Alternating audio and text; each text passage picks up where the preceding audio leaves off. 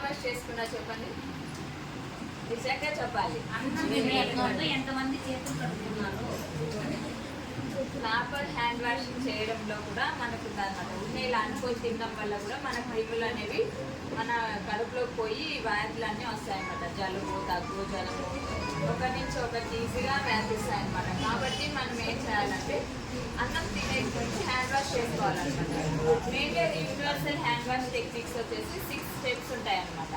First hand tap దగ్గర హ్యాండ్ని తడిచి first తడపాలన్నమాట. చేతులు తడిపినాక ఫస్ట్ స్టెప్ ఏంటంటే 2 చేతులు ఇలా అన్నాలి. సోప్ కానీ లిక్విడ్ కానీ మన దగ్గర ఏది అవైలబుల్లో ఉంటే అది తీసుకొని బాగా నురుగు వచ్చేదాకా ఇలా అన్నారు 6 టైమ్స్.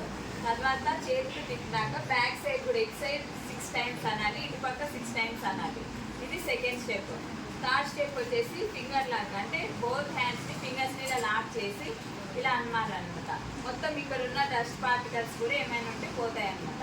ఇక్కడ ఒకటే చేస్తే మనకి ఇలా పోతాయి, కానీ ఇలా చేయడం వల్ల కూడా ఇక్కడ నుంచి కూడా ఉంటాయి కదా డస్ట్ పార్టికల్స్, అవి కూడా అనేవి పోతాయి అన్నమాట.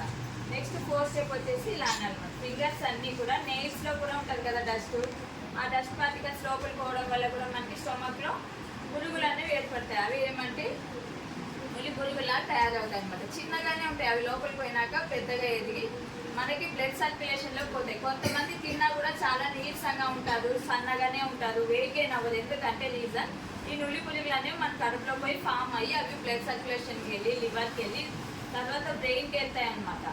అవి అప్పుడు ఎలా అంటే జ్ఞాపక శక్తి అనేది కూడా చాలా తగ్గుతుంది, వెయిట్ లాస్ ఉంటుంది, మెమరీ లాస్ ఉంటుంది, ఇలాంటి కాంప్లికేషన్స్ అన్నీ వస్తాయి. ఎందుకు? చిన్న సింపుల్ హ్యాండ్ వాష్ చేసుకోకపోవడం వల్ల ఇలాంటివన్నీ వస్తాయి. కాబట్టి మనం ప్రతి ఒక్కరు హ్యాండ్ వాష్ అనేది చేసుకోవాలి.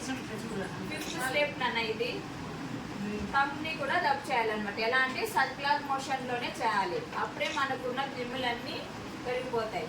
నెక్స్ట్ 6th స్టెప్ వచ్చేసి ఇక్కడ రిస్ట్ జాయింట్ నుంచి ఫింగర్స్ ట్యాప్ దగ్గర పెట్టేస్తే మొత్తం ఇక్కడ ఉన్న సోప్ సొల్యూషన్ లిక్విడ్ అంతా పోగానే మనం నాప్కిన్తో డ్రై చేసుకున్నాక ఫుడ్ కానీ ఫ్రూట్స్ కానీ స్నాక్స్ కానీ ఏదైనా కానీ తీసుకోవాలి.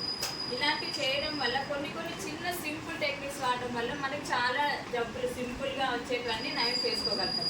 మన కేరింగ్ వల్ల, మనం నెగ్లెక్ట్ చేయడం వల్ల ఇది మనకు రావడం వల్ల మన ద్వారా ఇంట్లో అందరికీ వ్యాపిస్తాయి. ఇలాంటి సీజనల్ డిసీజెస్ రాకుండా ఉండాలంటే మనం ప్రాపర్ హ్యాండ్ వాష్ అనేది చేసుకోవాలి. మెయిన్గా ఈరోజు థీమ్ ఏంటంటే ఎన్టీవీ నేషనల్ దినోత్సవం. మేము మీకు ఈరోజు ఆల్బెండజోల్ ట్యాబ్లెట్ ఇవ్వడానికి వచ్చినాము. ఇది 5 years to 19 years పిల్లలు వేసుకోవడం వల్ల ఏమైనా నులి పురుగులు ఉండడం వల్ల కడుపులో చనిపోతాయి అన్నమాట. ఫర్దర్ ఏం డిసీజెస్ రాకుండా ఉంటాయి.